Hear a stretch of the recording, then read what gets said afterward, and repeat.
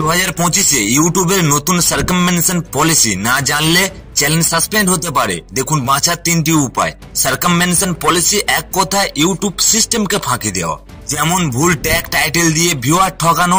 এছাড়াও স্ট্রাইক পাওয়া চ্যানেল নতুন আইডি খোলা, অর্থাৎ একটি চ্যানেল আপনার ডিলিট হয়ে গেলে আপনি একটি নতুন চ্যানেল খুলতে পারবেন না, আবারও আপনার চ্যানেল ডিলিট করে দেবে। অর্থাৎ ইউটিউব এখন এআই টুলের মাধ্যমে আপনার মুখটি ভেরিফিকেশন করবে, না হলে আপনার ভয়েস ভেরিফিকেশন করবে আপনি নতুন চ্যানেল খুলেছেন কিনা। আর যদি দেখেন নতুন চ্যানেল খুলেছেন তাহলে আপনার চ্যানেল ডিলিট করে দেবে।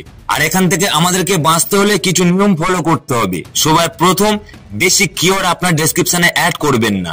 আপনি যাই ভিডিও দেখাচ্ছেন সেই রিলেটেড কিওয়ার্ড অ্যাড করবেন, না হলে আপনি বেশি অন্যরকম কিওয়ার্ড অ্যাড করলে আপনার এআই এর মাধ্যমে ধরে নেবে, তাতে আপনার ক্ষতি হতে পারে। 2 নম্বর, মনিটাইজেশন রক্ষা। অ্যাড ব্লক সম্পর্কিত কোনো কথাই ভিডিওতে বলবেন না, না পজিটিভ না নেগেটিভ। 3 নম্বর, স্ট্রাইক ম্যানেজমেন্ট। একটি স্ট্রাইক পেলে অবিলম্বে ভিডিও ডিলিট করুন, প্লাস অ্যাপ্লাই লিখুন। কাউন্টার নোটিফিকেশন দিতে ভয় পাবেন না, যদিও ভুল স্ট্রাইক আসতে পারে। এই পলিসি জানার পরে আপনার কি করণীয় সেটা আপনি বুঝতে পারছেন। যদি পছন্দ হয় একটি লাইক দেবেন আর আমাদের চ্যানেলটি সাবস্ক্রাইব করবেন, আর কমেন্টে বলবেন এই আপডেটটি কেমন।